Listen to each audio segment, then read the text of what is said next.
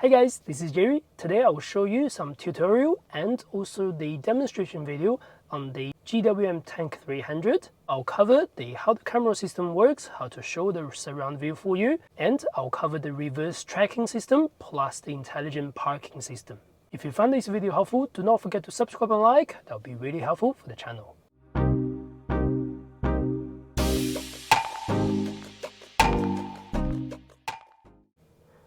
Alright, first thing is the camera system. There are quite a few ways to pop the camera system up. First thing, you can do the reverse, then the camera system automatically pops up. Second thing, you can press this camera system button, then the camera will come up. Alternatively, if you're going to drive and then you turn the indicator at low speed, left or right, the vehicle will also show you the 360 view so you can see the surrounding areas or what's around you. Once we are in the camera system, you'll see how the camera looks like. This is the reverse camera right now. You can see the yellow line. That means we are looking at the reverse. If you press this button, you can go around the vehicle. You can do different views, by the way. This is the 3D view, so that means we can drag around to show you the 3D on the top, around here. Obviously, this is not the actual vehicle. This is just the animation overall. Click the 3D, it will go into the 2D view. That means you can press the camera angle. That allows us to see what's around us. In terms of the around us, you can see the yellow lines, the green lines. That means how wide the vehicle is. If anything gets too close, the parking sensor at the front, at the back, will beep for you. Under the 3D, a very cool detail is if you do the brake light, let's say we're on the back, we can do the brake. You can see the brake light does come on. If I do the indicator does come on as well. At the same time, if I go forward and I switch on the headlight, just like that, headlights on, headlight off. So a very cool small detail on the Tank 300. Next, we can also quickly click this menu icon so you can have the reader alarm going on or off. It just means when you get close to something, if the parking sensor beeps or do not beeps at all. Next, you can enable and disable the smart view. Enabling the smart view allows the vehicle to show the 360 when your front sensor picks up anything. If we get close to a wall, the camera automatically pops up. And along with that, when you get close to anything at the back, when you are reversing, this camera angle will show the top view instead of this 2D view, which I'll show you. To change different views, you can do assist view. This is the top view, this is the tire view, and then this is the assist view or standard view.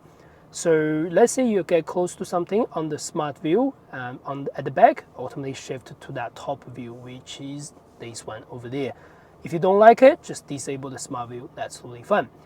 Next, you can also enable the clear chassis. So it sort of gives you a chassis view, but it's not because there's no camera underneath. Just a small detail whether you want to have it or not have it. That's up to you. Otherwise, disable. That's all done. Next is the couple settings where you can find in the vehicle. So click the vehicle setting or go into the menu, click car. Under the car, you want to slide the bars on the left, click park. In the park, there's a few settings about parking cameras and parking sensors. First thing is called activate front obstacle 360 surround view. It just means if you enable this function, if you're just slowly moving forward or around you, there are parking sensors picking up whatever in front of you or anything. It will activate the parking surround camera, which is the 360 camera. You can enable or disable it whenever you like. Second one is called steering surround view activated. It just means if I put the vehicle on drive right now, I'll turn the steering just by a little bit. You can see going forward and backwards, the 360 will automatically show up. It doesn't show up if your speed is higher, of course, but at low speed, this can be really helpful. But again, if you don't like it, disable that. Next one is called surround view deactivation. Just means when you drive the vehicle, when you do slow driving, reverse, things like that, the 360 camera will show up.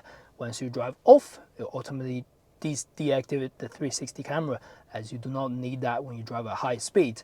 You can enable the speed to 30 or 15K, whichever you like. Next one is called maneuver emergency braking. Just as you're approaching forward or backwards at low speed, when you're doing the surround parking or whatever, if it faces emergency braking scenario, let's say you're getting really close to something objective at the front or at the back, the vehicle may issue a full emergency braking if necessary. This only works if you have fastened your seatbelts. If you do not have your seatbelts, the emergency braking may not work. Next, we can talk about the intelligent parking. The intelligent parking function helps you to go into a parking spot without you doing a lot of jobs. So you can do parallel parking, you can also do this straight line parking. Today I'll just show you the straight line parking. While you're doing that, first couple things, you need to have your seatbelts on. You need to make sure your moving speed is less than 30 kilometers per hour. So that means the vehicle can secure the parking spot for you. So do the vehicle on drive and then enable the camera. While you're slowly moving forward, click this intelligent parking button and then also use your indicator on the left so that vehicles see this parking spot as long as we're moving forward.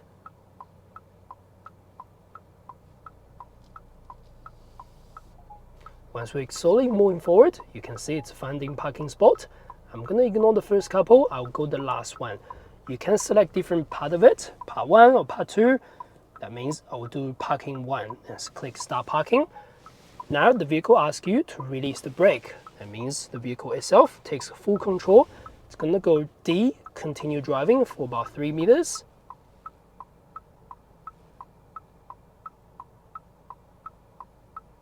Just like that. And then it's gonna put the vehicle on reverse automatically. Slowly going backwards for about 5 meters or so. At any time, you can hold the steering or you can push the brake, they will cancel. That's fine. We'll let it go again, another turn, as the turning circle was a little bit tight.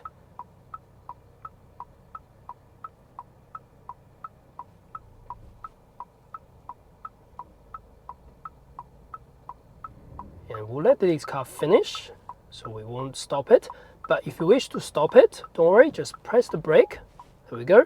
That will go into a pause mode. At the moment, it's not going to do anything. When we release the brake, it'll ask you, do you want to continue parking? I'll continue to confirm. Of course, you can cancel if you wish to. And we'll go all the way into this parking spot. It's not perfect because there's no objective at the back to give a reference. We are in the parking spot on the line a little bit. After that, I didn't do anything. The vehicle goes back to park, has the light off.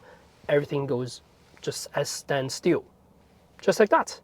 Next feature is called the reverse tracking. Very cool feature. So the situation you can consider using this feature is you're going into a very tight corner or tight space or tight car park.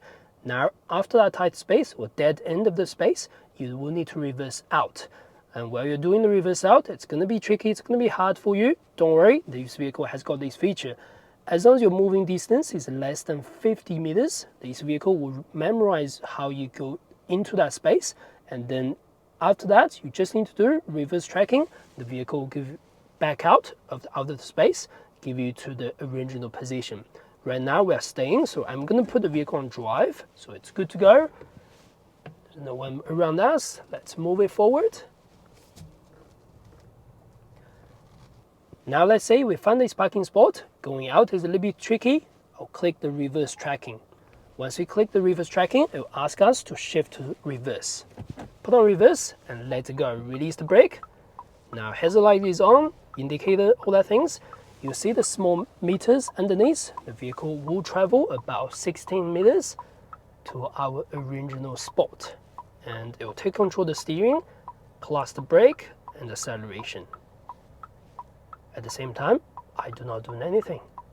Of course, you can disengage by pressing the brake, just like that. We release the brake. It will ask you if you want to resume or not. Resume by confirm, cancel by cancel. Resume. We still have 5.3 meters to go. Just like that. The vehicle goes back to that perfect parking spot for us. Just like that, the vehicle went back to the parking spot. Alright, thanks for watching. That's the end of this video. Do not forget to subscribe and like to support this channel. As always, check the link down below for other Tank 300 tutorial videos on this channel as well. I will see you next time.